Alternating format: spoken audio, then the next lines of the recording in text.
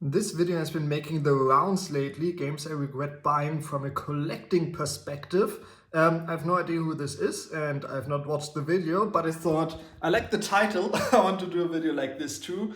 Outside of the very SEO written title, it seems like a fun perspective and I will watch the video later on. I just, every time I saw it, like, okay, I'll watch it later. No idea. I have no idea who this is, so probably a good channel.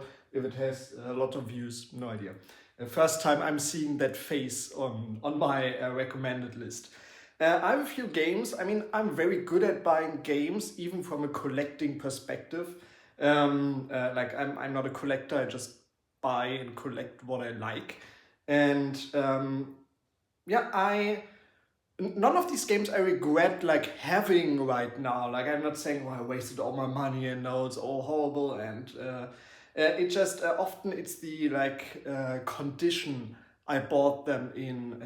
Like maybe I paid too much, or maybe it just wasn't the type of game that I wanted to get. So we can start right now with, let's take a closer look. Bocce for the Game Boy Advance. Now, Bocce is my favorite game of all time.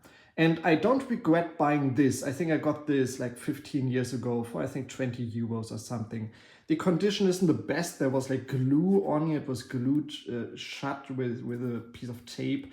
So condition isn't the best, but the inside was completely new. Just the box is a bit, well, in a rough shape. What I regret is having bought another copy, like a cleaner copy years later, which like vanished in the mail, and I never got my money back, and I regret doing that and wasting, well, not a lot of money. Even back then it was like a 20 euro game. And but I wasted 20 euros for a game I would love to have in a better condition. And I had the chance, I bought it, and it just never arrived. And I never saw my money again. So that is a situation I regret having to go through. Let's place this back into the Bocce collection. Something I don't regret, and I'm sure you have seen this before, is getting my Bocce 2 signed by Hideo Kojima. And I always forget his name, the art director for Metal Gear Rising, when they came for signing tour. This is another one I regret buying. This is Short Warp on the 3DO, a game by, Warp, a Kenji Eno game. And again, I don't regret having this game. This is a game I would have bought either way. I overpaid a little bit back then.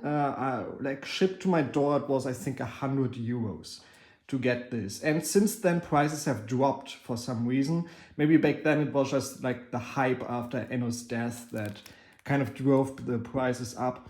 But I thought like after his death, this right here, he hand numbered every single game of this. They made 10,000 copies. He hand numbered them all. So this is hand numbered by Kenji Eno. And I thought this is the closest I can get to a autograph by this man, because, well, sadly he passed away. And so I bought this. It's in a nice shape, like it's great. The sad thing is it is not complete. Most copies of this are missing the condom that it comes with. That's why the box is a bit thicker. It came with a condom originally, and this copy is missing it. So I would have probably held out and got a cheaper copy without the condom, like they're readily available right now. Or I would have hunted around for a copy with the condom, which I don't really feel like doing again because I have the game. But that's something I regret a little bit. This is a game I regret buying also for the Master System, Micro Machines. Again, I'm a big fan of the Master System. As you can see, it's one of my favorite consoles of all time. However, this is one of the rarer games, so I paid a bit more than I would for most games. I think I paid like 30 euros, so it's still not amazingly expensive. But yeah, this is by Codemasters, one of the rarer games for the system.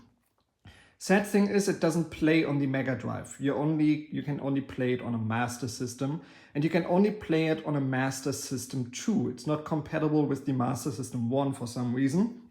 So because all my Master System 2s only have RF out, like I cannot play this. Like I need a SCART out to play properly. And yeah, I have this, it's a rather expensive game, rather hard to find. I mean, it's not shockingly expensive or shockingly hard to find, but yeah, I have this. It's part of my collection now. Like I'm not mad I have it, but you know, this is not one of the games I would pay a lot of money for otherwise, even if it's on the Master System. But I have it. I'm not letting it go now. Now we have Trails of Cold Steel. Yes, people are shocked. Trails of Cold Steel. I'm sure it's great. I've never played it. This is the PS3 copy that I bought because, you know, the two games are very late release on the PS3. Of course, I kind of had the feeling like this could be like expensive, hard to find in the future. And of course, this is the German copy, so it's not as high up as the US or even UK copy. So I bought this, I kept it sealed because I thought, not that it's going up in value, but because I knew there was a PS4 version coming out later. So I would rather play the PS4 version. I don't really care about the like value or anything, if this has any. I haven't checked, honestly. Yeah, this is just staying sealed. I will get a PS4 copy in the future, and I would just double dip for this. So there was no need to buy this. So yeah, Trails of Cold Steel. I'm sure it's amazing, but I haven't played it yet, and I want to play it on PS4 once I get the chance. Here we have another PlayStation game, PaRappa the Rapper for the PlayStation 1. This is a complete copy with the poster, which is rather hard to find. And this was when I really got into collecting a bit for the PS1. And this was offered to me. Like I said, it's hard to find. This is the US copy. I'm collecting US games if I have the chance to do so. And I got this. I paid, I think, around 100 euros for it. And even though this is cool, this is great, PaRappa the Rapper is a good game, and I like the style it has. These 100 euros could have gone to a game that like more suits my tastes. Like 100 euros is a lot of money to spend on a game, and this is a game I don't need in my collection. Like games, for example, like Grandia, which I got the US copy for. This needs to be in my collection, right? This is one of my favorite games. PaRappa the Rapper, I can live without. So I kind of regret spending that much money on this game. Here we have Dark Cloud. Yes or no? Dark Cloud. What? He doesn't like Dark Cloud? No, I actually, yeah, it wasn't really my type of game. But my problem is I bought this game like 3 times. Oh, actually 4 times. I bought the European copy of it and the US copy at the same time. I gave the European, oh no, yes, I gave the, I think, European copy to a friend and I kept the US copy, or the other way around. And then I got this European copy and I didn't know which one I wanted to keep. So I kept the European copy because it's a bit more pricey, a bit more expensive on the second-hand market than the US copy. But now I'm at a point where I would rather have the US copy now, which is in English, has a color manual and all of that.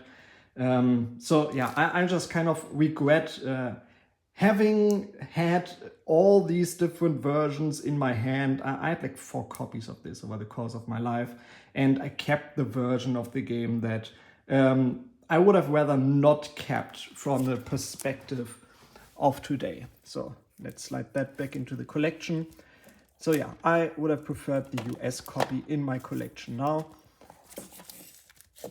But I'm not going to go out and buy it again. Like, I'm okay with having Dark Cloud in the EU version now.